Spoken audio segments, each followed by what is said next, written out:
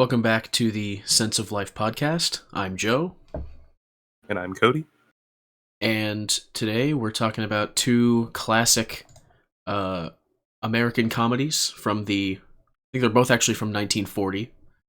I think so. The Philadelphia Story and His Girl Friday. Yes. Both starring Cary Grant. Yes. Which is pretty cool. Yeah, didn't plan that. Yeah. Just kind of worked out. They're kind of like classic screwball comedies. I found the His Girl Friday to be more screwball, and Philadelphia Story to be more just straight like rom-com, I guess. Right, yeah. But if you like Google screwball comedy, It's there. Philadelphia Story comes up. Okay, fair enough. And they were, I guess maybe at some point I had figured out they were both from 1940, so I picked them both. Yeah, maybe I just need to expand my like 40s screwball comedy lexicon. My pool of films to draw from, because I don't think I've seen too many. I don't think I have either. So a little bit of, I guess they call it housekeeping. We're a little late on the upload here because I got COVID. Yeah. Apparently, it still exists. And I got we were just talking about this before we started recording. I got the fucking one that messes with your taste buds and your sense of smell. I tried to make a pizza and eat it, and it tasted like cardboard with like a little spice, and also just like kind of sour. Awful. Yeah. And I tried to drink a Coke, and it tastes okay, but it just kind of tastes like a flat Diet Coke. So it's just like things are just like a little bit off, and it like throws you off. And also, I noticed that, and it might just be because I'm like stuffed up. You can probably hear I'm a little congested. But I tried to test the smell thing by like trying to waft some like isopropyl alcohol, and it was very faint, even when I like poured some like on like a napkin or something. And usually that shit's like really strong. So yeah, that's what I've been dealing with. The Chinese engineered it to disrupt the American way of life by making pizza taste bad and Coke taste like Diet Coke. Yeah, and that's the extent of the horror that COVID can wreak, unless you're like 90 years old. Yeah. So, shut the world down for like 3 years. We shut the podcast down for 2 days. So yeah, think about that. Well, it's another day, just another day in the neighborhood or whatever. So I watched the Philadelphia Story first, but I think you watched His Girl Friday first because I streamed it. I did, yeah. I watched them in the other way. I watched it second, yeah. So I guess it doesn't really matter because they're both like from the same year and they're not connected at all. So it's like, yeah, you know, we usually go like, this is the movie we watched first. Let's talk about that. I actually watched like the first half of Philadelphia Story yesterday, and then when you said that you were still sick, I got distracted, and then I watched the second half today. Which is probably not the ideal way of viewing a movie, is to watch half of it one day and half of it another day. But I think I still followed it as far as like the story goes pretty clearly, because it's a pretty basic plot, all things considered. Yeah, directed by George Cukor, who was known for directing what was called women's pictures at the time. Okay. Later, that would be referred to as like quote chick flicks. He was one of the three directors. He was one of the like 3 directors that was on Gone with the Wind. Okay. Because I think David O. Selznick like fired the first 2 directors. um, Crazy story of making that movie. Based on a Broadway play of the same name. And it's basically like a comedy of manners, they refer to it. If you've, I did, I think I mentioned this on the show before. I did a production of Oscar Wilde play, The Importance of Being Earnest. This kind of felt similar in tone and kind of style. So it's about my fucking Wikipedia's doing their like Give us money thing. yeah.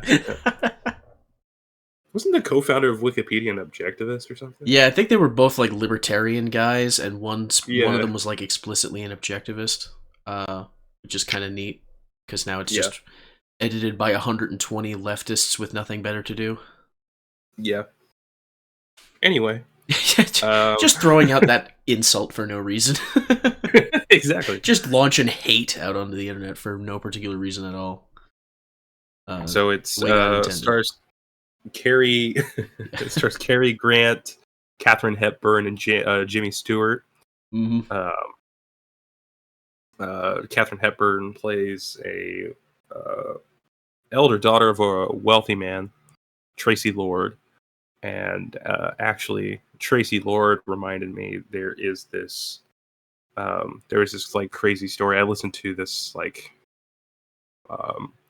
I guess you would call it like a true crime podcast thing about Tracy Lords, who was an adult film star from the 80s. Naturally. Except it turned out she wasn't an adult. Oh. And it was this so she lied about her age. Naturally. And then they found out and became this whole big story. It's I think the podcast was called Once Upon a Time in the Valley, I want to say. Mm-hmm. Or written in, I don't know about written, but by this writer from, God, where does she write from? I mean, Lily Analik. She's been on Brett Easton Ellis's podcast. She also did the Once Upon a Time at Bennington College podcast, which was like a gossip, like tell all, quote unquote, about like Brett Easton Ellis and Donna Tartt and all the people that went to Bennington College back in like the 80s. I don't know. It was a interesting podcast, totally unrelated to this movie. And so oh yeah, so the movie the movie opens with like the funniest fucking scene of she was married to Cary Grant's character, which I think is basically the same similar setup to His Girl Friday, where the gal was married to Cary Grant's character. Yeah. I think they're both. I guess Wikipedia says that it was a popular genre in the 30s and 40s to have comedies where like a couple is broken up or divorced, and then by the end of the movie they like come back together. Yeah. Haven't seen too many films where that is like the plot, but just happened to pick 2 movies with Cary Grant that came out the same year that have that as the premise. Yeah. And the opening scene is I think it basically has no dialogue, if I remember correctly. And it's just I think it's a Tracy kicking Dexter out when they get divorced, and yes. she breaks his golf club over her leg and chucks the bag of clubs down the stairs. Yeah, and then he like grabs her by the face and just throws her down, and walks away. Yeah, I was like, what the fuck? It's crazy. And then they pick up later. I think it's like a 2-year time jump, I want to say. I watched it like over the weekend, so it's Been a couple days. Been a couple days. Yeah. And there's this magazine publisher, Sydney Kidd, who wants to cover this high-profile wedding of Tracy Lord to this George Kittredge, who is like I don't really know what he does. Is he like some kind of like social climber dude? I have no idea. I think he's just kind of like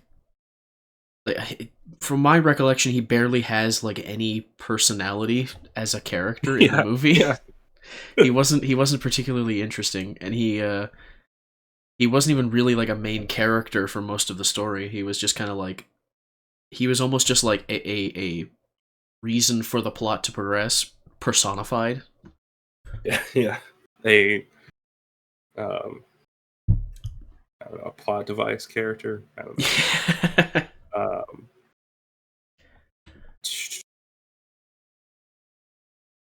Trying to think. Yeah, I mean, as far as like the basic plot progression is, there's kind of like a kind of sort of love triangle thing going on with with Jimmy Stewart and Cary Grant and Cary Grant and Katharine Hepburn. Although I guess it's kind of a love square. It is a love square, yeah, because he there was the lady that liked Jimmy Stewart's character. I can't remember her name. Oh, then it's like a love pentagram because George Kittredge. Oh yeah, well, I wasn't even considering him a character. Right, but he exists. Yeah, so yeah, it's a love pentagram. That's crazy. This is like the Pentagon is what I meant. Pentagram. Yeah, no, it's satanic too. Satanic love juice. I don't know. Yeah. It's kind of like the plot of the R. Kelly. What do you even call it? Fucking the arrest? No. The R. Kelly, like, it was like a music project that he did that it's like a series of little songs that connect into like this long story. It's almost like a fucking opera. That it's just like this weird like story of people that are fucking each other, and it's like this. There's the Wikipedia for the song has like a diagram showing what characters have had relations with other characters. It's insane. It is, and it's kind of mostly forgotten, except for the fact that Weird Al did a parody of it called "Trapped in the Drive-Thru." And it's just like it's called "Trapped in the Closet," and it's like just this guy finding out his wife's cheating on him with this person. It's a lot of different people. Although this movie really doesn't have like any sort of actual like people cheating on anyone. It's more so like there is like attractions that are kind of tugging at one another, and then the story kind of has to resolve by the end of it who is what is actually going to happen in a orderly way. Except for with Mr. Kittredge, because who cares about that guy? Yeah, Trapped in the Closet is a musical soap opera series by American R&B singer, songwriter, and producer R. Kelly. If you scroll down far enough, you'll find the fucking diagram I was talking about. Character relation, yeah. Okay. It appears to be like a video project or something. Yeah, very weird. And that's. I wonder if it's any good. I prefer Trapped in the Drive-Thru, the Weird Al parody, because in sure, like he's basically taking this soap opera about like people that are some of them are revealed to be gay, and like some characters are like cheating on their spouses and stuff. and then he turns it into like the same dramatic presentation, but it's just a story about a guy and his wife trying to figure out what they want to eat, and then they go to the drive-thru, and then like the big emotional moment at the end of the song is that they forgot to put onions on his burger. And it's like a 10-minute song. It's great. Psychotic. Yeah. I mean, the R. Kelly one is like 20 minutes long, so I think he made Trapped in the Drive-Thru like a 10-minute song as just like riffing off of that, making fun of it. Well, it said there was like 33 quote unquote chapters to the R. Kelly thing. It must be even longer than I thought. Yeah. Anyway. Anyway. So yeah. Anyway. Oh no. Let's get back to the love Pentagon. Yeah. Pentagram. Whatever you want to call it. So George Kittredge and Tracy Lord are going to get married. Sidney Kidd wants to cover it, and he essentially tells James Stewart's character, and I think it's Ruth Hussey's character, that they're going to cover it. And James Stewart is like a fiction writer, but he's like stuck in this like dead end like journalism thing that he doesn't want to do. So he doesn't really want to cover it, but it turns out that he needs money, so he does it. And Dexter gets involved. Dexter's Cary Grant's character. I can't remember exactly how he gets involved. I know I guess he like called Sidney Kidd or something, because he came in with Jimmy Stewart's character and the Ruth Hussey character. He like came in the door after them, like Sidney Kidd brought him in. Yeah. And so he kind of inserts himself into the like drama of the wedding. And then movie brings us to I guess it's Tracy Lord's like estate or whatever, where the wedding is going to happen. And I think basically the rest of the movie takes place at this in this one location. And hang on one sec.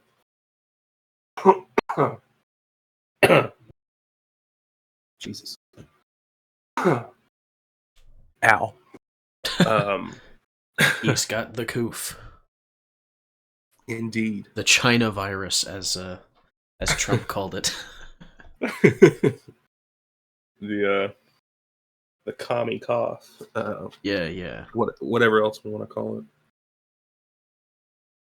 And so Dexter is welcomed back by Tracy's mother, who really likes Dexter,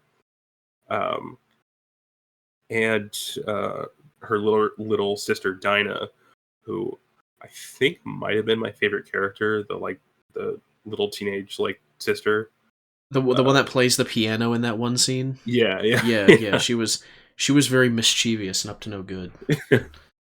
I got a good couple laughs of the scene she was in. And trying to remember all the hijinks that goes on. This is a very hijinksy movie, as I guess most rom-coms are. Right. Kind of a general, like, keeping the conversation going here. What do you think of rom-coms generally? Yeah, I haven't really seen too many rom-coms. I did watch last year. What did I watch? It was if I just Google best rom-coms, I'm sure this is how great it was, because yeah, I actually, you know what, that's not fair. I liked the movie. Yeah.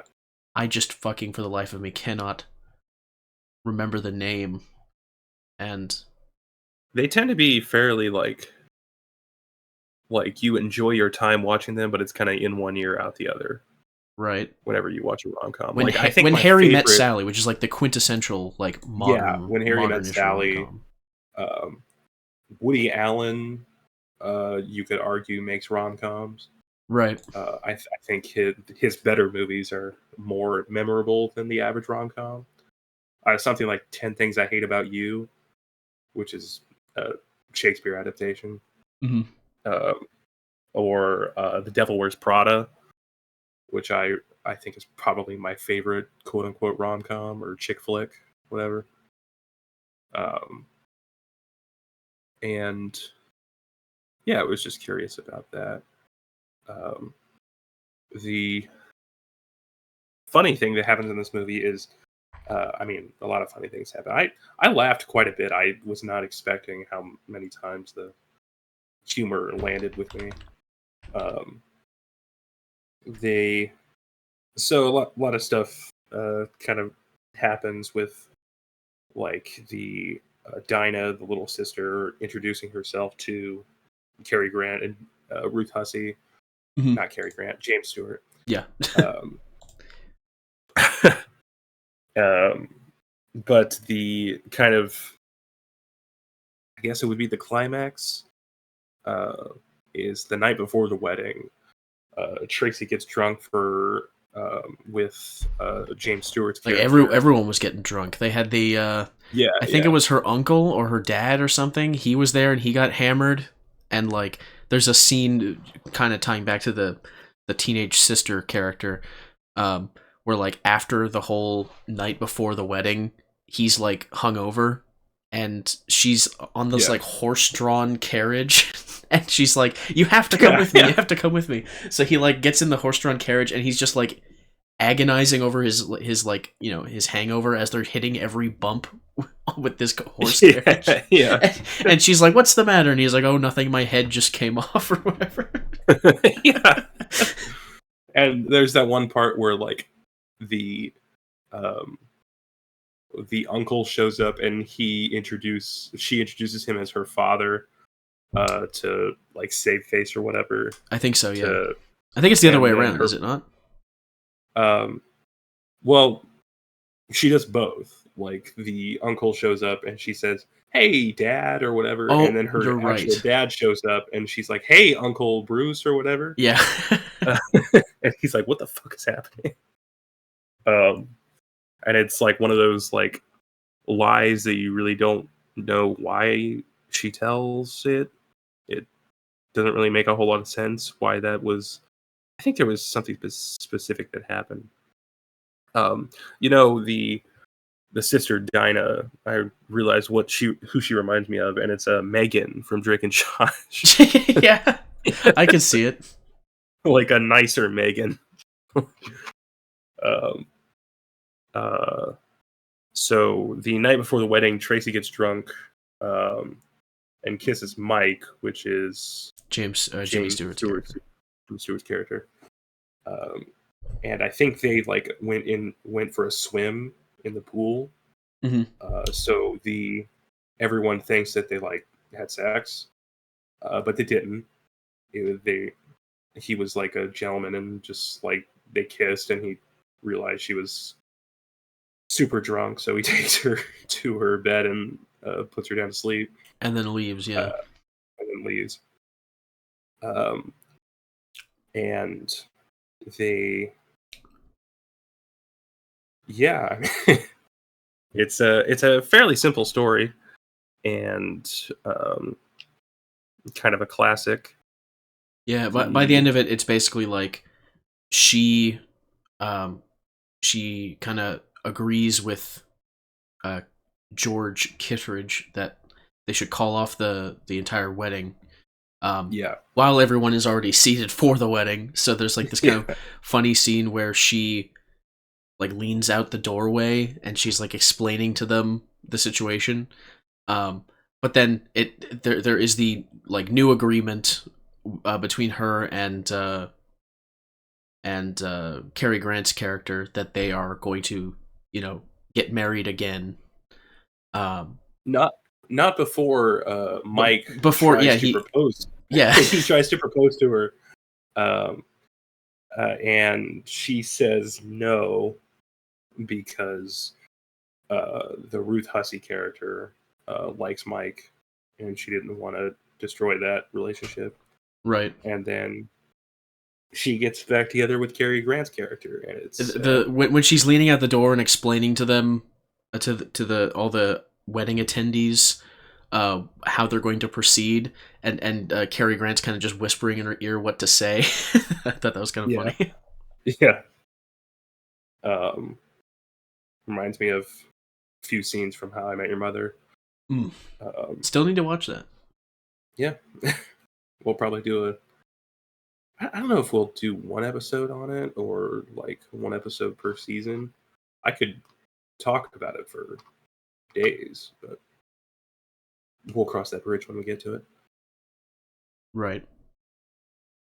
So overall, what do you think of the Philadelphia Story? Um, I thought it was a pretty entertaining watch, um, Hmm. and I don't think it was as funny to me as His Girl Friday.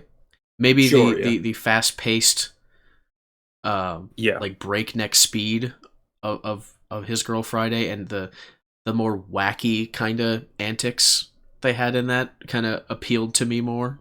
Um, but yeah, overall, I would say it was a pretty fun movie. yeah. I Uh, was like I said, I was surprised at how much of the humor landed with me. yeah, Um, I stylistically pretty. I would actually say a pretty basic movie stylistically speaking. yeah, Um, I thought His Girl Friday actually had a bit better direction to it, but I suppose we'll get into that when sure, we yeah, when we talk about that.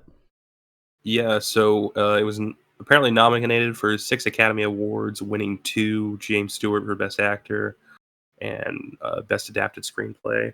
And also, MGM remade the film as a musical called High Society with Yeah, Bing Crosby, Grace Kelly, and Frank Sinatra. I believe it was So, also adapted to like a TV show thing briefly, maybe like a season or something. Um, sure. and the it was on something called Robert Montgomery Presents, which was a TV show on NBC from 1950 to 1957, and the character of Tracy Lord is played by Barbara Bell Geddes, who plays Midge in Vertigo, the Alfred Hitchcock movie. Huh. Yeah, she And Grace Kelly was a frequent collaborator with Alfred Hitchcock. So, yeah. So I thought well, that, and James Stewart is in Vertigo. So and a lot of Hitchcock movies. yeah, that is true. I think the To Catch a Thief has James Stewart and Katharine Hepburn. I want Uh, to say, I really enjoyed Rear Window. That one was yeah, yeah, on the edge of my seat the entire time watching that movie because I knew nothing of it when I watched yeah. it. I got to see that in a theater. That Mm. was pretty cool. Um, I remember at the end, the credits were rolling, and some guy in the audience was like, "The master of suspense has done it again." Someone in the audience said that. Yeah, yeah, right when the movie was over, The Master of Suspense has done it again. it's done it again. That's awesome. It was incredible. All Um, right. Um, any other thoughts on Philadelphia Story or? no, and I'm about to cough. Sorry. Well, there we go. Uh, so His Girl Friday, um, based on a 1928 play, The Front Page by Ben Hecht and Charles MacArthur. Mm. Uh, Ben Hecht has a pretty interesting development uh, of his career. He was one of the early adopters of Hollywood as a writer. Um, when the silent era moved to the talkies, Ben Hecht was a playwright, and he figured out that he could move out to Hollywood and make a shit ton of money writing scripts for Hollywood. Um, and I think because I had just recently finished the Romantic Manifesto, I think I remember Ayn Rand mentioning Ben Hecht as a writer she kind of admired. I can't remember exactly what she was talking about with it, but directed by Howard Hawks, who one of the OG classic Hollywood directors. Um, uh, as a common theme on this podcast, Howard Hawks was one of the people that his reappraisal is laid at the feet of some French guy, um, Yeah. and that a that was basically what the like Cahiers du Cinema in the 50s, big like because at the time Hollywood movies, particularly in France, were viewed as like just kind of basic bitch entertainment that didn't really reach high art. But the people that went like Godard and Truffaut, who would go on to be directors in their own right, um, were heavily responsible for like the reappraisal of Alfred Hitchcock and Howard Hawks and John Ford, um, and Hawks, who is known for, particularly for his writing of women, call it the Hawksian woman. Not really sure exactly what that means, just based on this movie. I think it's just that they're like a strong woman. They I think are witty and determined, and yes, they don't need no man, as it were. yeah. And with regard to the screwball comedy, and particularly the plot of this film, I think there is a pretty good indication that screwball comedy is kind of like the White Lodge version of the film noir. Um, and I realize now that you've not seen Twin Peaks, so you would not recognize the White Lodge reference. But uh, uh, a Twin Peaks episode is coming. I don't Oh know shoot. when, but um, I think I want to get through some more David Lynch before. I think I want to end David Lynch discussion with Twin Peaks, because I think that's the key mark in his career. But that's a different topic. Yeah. Did you see Uh, that he got divorced recently? I did. I did see that. Yeah, there was a he's been divorced a couple times, so it's like Yeah. whatever. Um, Apparently, she didn't make good enough quinoa. yeah.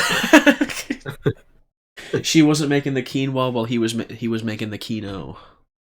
Yeah, Um, right, exactly. and the only reason I bring this up is I saw a tweet the other day where someone had said white people when they hear that David Lynch got divorced, and it's like the fucking Tony Stark funeral in fucking Avengers.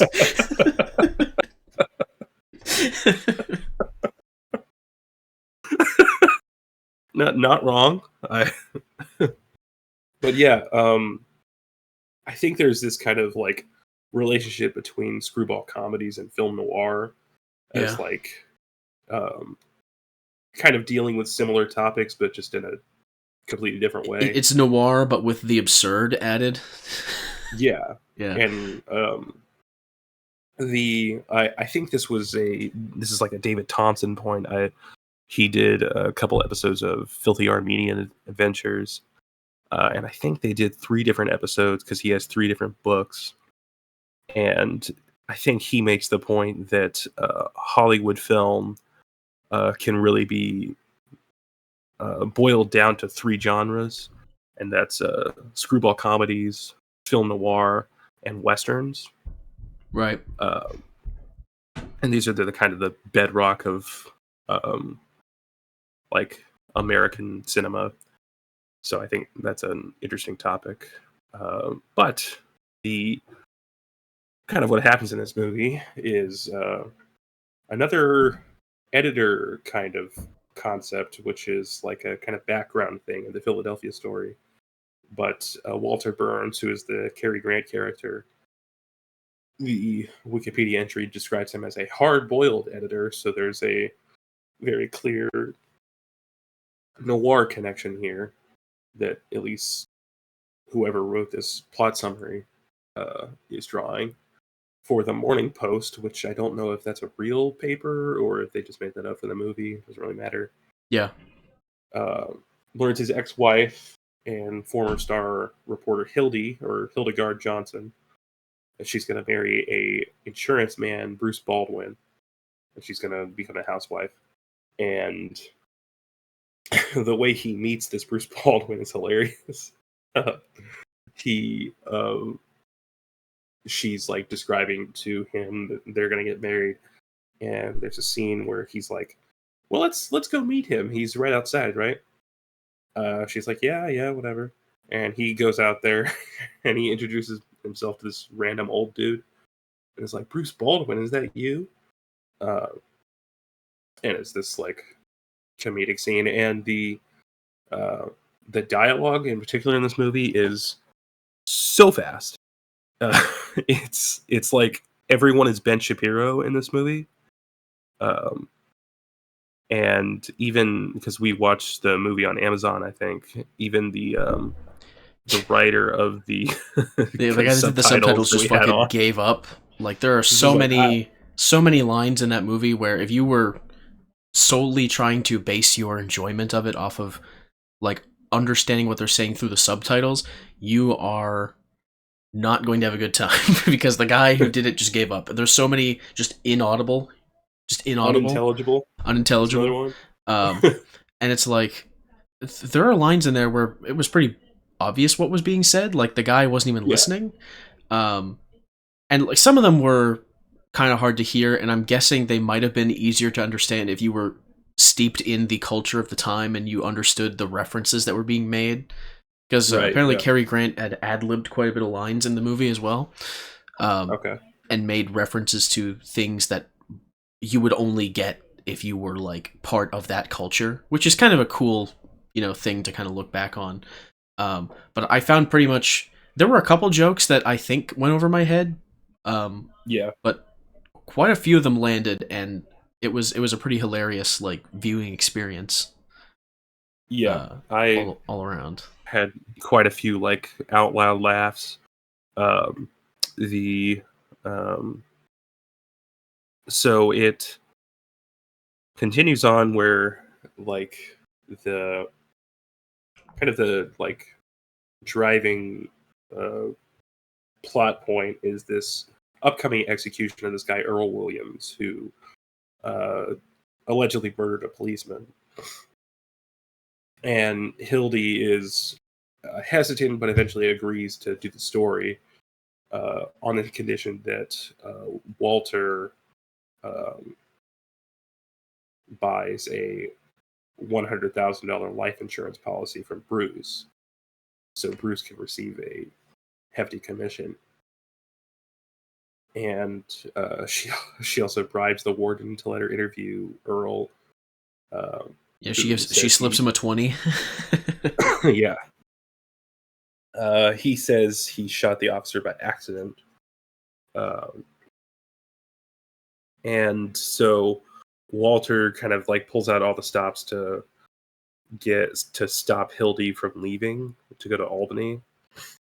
So like he accuses Bruce of stealing a watch, which winds him up in jail. So Hildy has to bail him out. I think this happens like 2 or 3 times in the movie that Bruce gets in jail. And there's like a part Hildy where he has has to like bail him counterfeit out. money or something, and like Yeah. he's basically like forcefully removed from the plot of the movie several times. Yeah. Yeah. It's like you're not relevant right now. Get out of here. Go to jail. And really, he's never relevant. Yeah, I suppose he's just I would kind of agree. he falls into the same pit as Mr. Kittredge in the last film, Yeah. in that he's more or less the guy that is Getting fucked over. in the way of Cary Grant remarrying his love interest in the film. And Yeah. it's kind of interesting the way they portray him in this movie, because he's a lot less I'd say he has a lot more charisma and character, Yeah. but he's also not really a likable guy either, in the sense that he has a lot of character flaws that were the reason why Hildy left him in the first place, or why their marriage fell apart in the first place, rather. And he doesn't really change by the end of the movie either. Yeah. And the last few lines of the movie, it's kind of like, oh, rolling your eyes, haha, he's still doing the same sort of thing he was doing before. But there is a bit of a charm to it because it's almost like accepting each other for your faults sort of thing, which I thought Right, was nice. exactly. Uh, Um, uh, hang on. So uh, when Hildy figures out that, trying to think, how does this work again? I think she figures out that Walter was the one behind the whole watch stealing thing, yeah, and so she quits. But then Earl Williams escapes in this like chaotic like jailbreak scene, which was very reminiscent of another Howard Hawks movie I'd seen recently, which was the original Scarface. Um, right. I don't know if you've seen that, I have not. but would recommend it. It the There are a lot of scenes of violence in that movie that are reminiscent of this jailbreak scene, which is just pure chaos and Yeah, I like how it's mostly from the perspective of the window with all the other like newspaper writers hanging out like playing cards. yeah, And they kind of all are looking out the window, and there's a part where one of the cops like shoots at their window, and they're like, "Hey, what are you yeah, doing down there?" They were a source of a lot of my like audible laughs, yeah. I just think because they're just like these four like little weasels, yeah, and it's like fucking what's his name Williams, um uh breaks out of prison, and all four of them like scramble to like there's like 15 different telephones in the room. They're all like yeah, they're all yeah, calling their newspapers. They're like, "Oh, Williams just broke out of prison," and they're like giving different accounts of like how brutal and insane it was. And they all like Scooby Doo run out of the fucking room. yeah, yeah. There, there is this kind of like I guess you could call it like midwit, like normie criticism of journalism, which is just like They basic bitch, lie. like They they be exaggerate. lying, they exaggerate, Yeah, I mean, which isn't it's like true, like yeah. it's Is it not the case that when she went to speak to him in prison, she kind of like asked him very leading questions into a particular conclusion so she could write the article, like something about I think like so. things being made for use and some other like commie bullshit or whatever. Yeah, Um, yeah, and he's like, oh yes, made for use. And she's like, yeah. So naturally, you had the gun, and you figured, well, you might as well use it. And he's like, yes, I think that's it. Just like this yeah, mentally ill man, yeah, just being led to confessing to murdering a police officer because of capitalistic excess production or yeah, whatever. yeah. And Howard Hawks was a Republican, so Yeah. um, I think he pretty famously he made what was it? Was it Rio Bravo or Red River, which was like a One of those John Wayne. yeah, Uh, it was specifically like it was a reaction against High Noon, which was looked at as like this like Democrat Western. okay, yeah, Um, that was Rio Bravo. yeah, because High Noon was written by like a blacklisted commie. Um, So he's like, oh but yeah, this is the good but old American ironically, Western. but ironically, the when High Noon came out, I think there was like a Republican politician that praised it. Mm, So the writer or like the organization, like the DSA of 1940 or whatever, right. um, basically like disavowed the movie Oh wow, because it became this like symbol of individualism by accident. that's kind of funny that Yeah. idiots disavowing pieces of art because of someone else's interpretation of it still is a time honored tradition. It seems. As they say over at the Art of Darkness podcast, nothing changes. Yeah, it seems so. Um, Um, so Earl sneaks into the deserted press room where Hildy and Walter are kind of hiding out to like.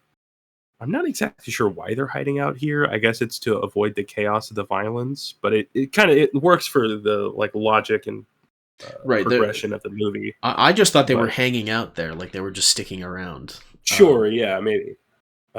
He like sneaks in and he's like pointing the gun at her, and Yeah, um, I don't even remember. Like I think he's just mentally unwell.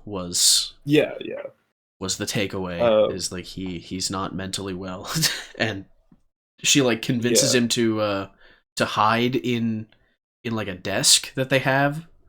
yeah. A roll top desk, it says Yeah, here. don't see those anymore. Uh, yeah, it's a real classic piece of furniture. Got to get David Lynch to make a roll top desk for the I would YouTube channel. watch a time lapse of that.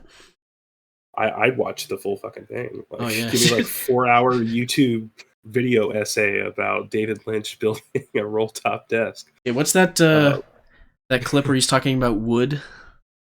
wood, wood is such a blessing for humanity. Wood is such a blessing for humanity. Yeah.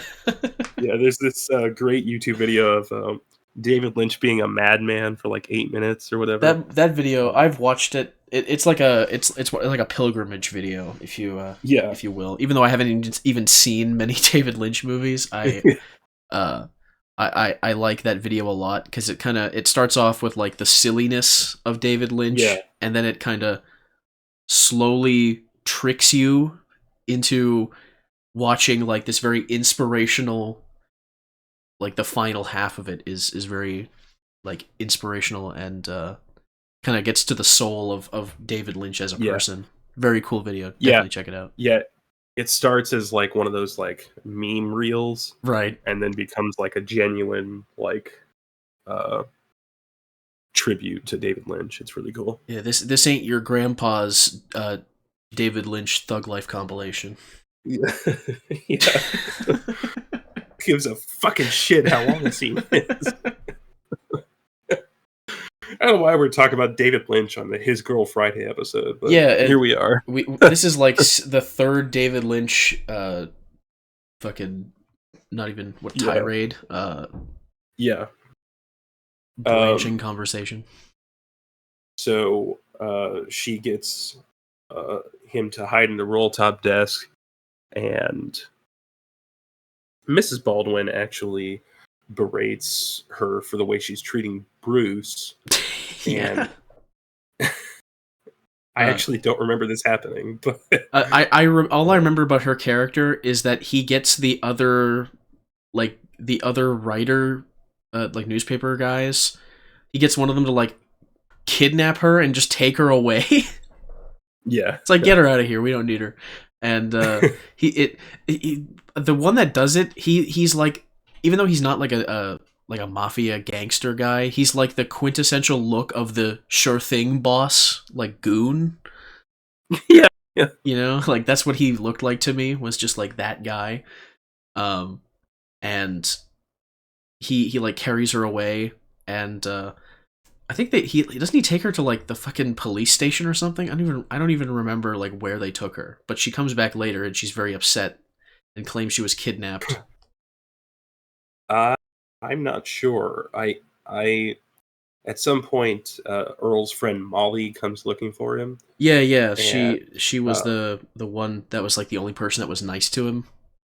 yeah, and she is. I guess she's getting harassed about William's whereabouts, and so she jumps out the window.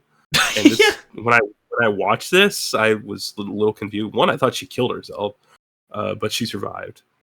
Um, so she jumped out to escape, um, which the reporters rush out to like get the fucking Jake Gyllenhaal Nightcrawler, like gotta get the scoop of the violence or whatever. So Williams is not found out at that point.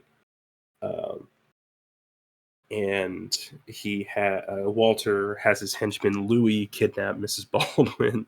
And I think Louis is that like goon character that you mentioned. Yeah. Um,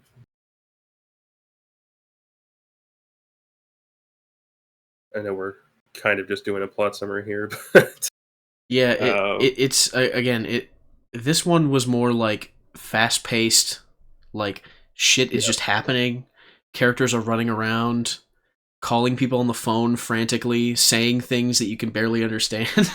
it yeah, uh the punchlines were just flying in this movie, yeah, and yeah, uh I think particularly one of my favorite kind of like the thing that kind of sums up the kind of like tone of the movie is the part where both Walter and Hildy are on different telephones yelling yeah. at people on the phone. And I that's think kind this of happens multiple times. it happens near the end of the movie. This is the one I'm specifically thinking of. And when it happens near the end of the movie, it's kind of like this moment where you're like, yeah, they're made for each other kind of thing. And then it's like Yeah, yeah, the reconciliation happens shortly after that. Um, yeah, yeah. A lot of crazy shit happens, but the kind of craziest scene in the movie is this like ending act, all in the mail room that they're in. yeah, where Uh, the sheriff and yeah, the mayor come in, and uh, this is the part where like most of the characters are reintroduced and like everyone is in this room at the same time. Uh, yeah, and it's like, this man kidnapped me. They're harboring a fugitive here. I and the thing is, there was a character that was introduced way earlier in the movie who was delivering a um, reprieve for right, yeah, the guy that shot the cop, and the mayor and the sheriff kind of initially when he first was introduced kind of just like told him to fuck off because right, yeah, uh, I think the mayor something about like him needing the big news story of like having a criminal that killed a cop executed and him being part of like the seeking the justice for that act was like the thing he needed as a boost in his popularity to get votes for the next like mayoral election or something like that. And right, uh the the moment where it's revealed that what's his name is in the desk and yeah, he yeah, like taps on the wood and then yeah, he yeah, taps on the wood inside the desk and it's like, oh, what the hell is going on here? And then they're all pointing their guns at the desk. yeah, yeah. And it's like, get ready to fire, boys. They're like, "What? You're gonna shoot him?" You're gonna And there's they have his they the funny thing is they have the gun that he escaped with already. yeah, So yeah, it's like you're gonna shoot him. You already have his gun. He has nothing right now. yeah, yeah. And there was a moment that was kind of similar to when we watched True Detective for the True Detective episode, Yes, where we came across there's a meme here moment, and it's that GIF of Cary Grant going "Get out." and he does It's from His the Girl little hand Friday. wave. Yeah, Yeah, maybe we should make that the and thumbnail. probably should. Yeah, Um, and Cary Grant is like surprisingly like fruity at times in this movie. yeah, I don't yeah. know if you picked up on that. I can see it. Yeah, he. There's a lot of body language to his acting Yeah, in this movie in particular. I haven't seen too many Cary Grant movies, but right. Yeah, especially in comparison to the Philadelphia Story, he was a lot more uh, emotive in this. he was much more flamboyant Yeah, in His Girl Friday, yeah, which I mean the whole movie is just kind of flamboyant. right. Um, yeah,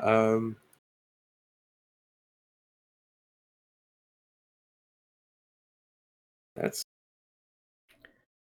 I mean that's kind of the movie. That's basically it. Um, Yeah, I mean, by the end, they have their moment where they realize that they should, try again and get remarried, and yeah, they kind of are planning their new honeymoon because part of the plot earlier in the film was like they didn't even get to go on their honeymoon because of some like mine thing that happened. There was like some mine cave in or something, and they were like yeah, yeah, writing the news story on it, and and by the end of the movie they're planning it, and then immediately he kind of flakes on it to do some other like news story thing, and that's kind of what I brought up earlier with like he doesn't really change as a person. He's he's still fiercely committed to the Morning Post as a newspaper, and kind of pushing the class, like the stereotype of the, he's almost like J. Jonah Jameson kind of stereotype.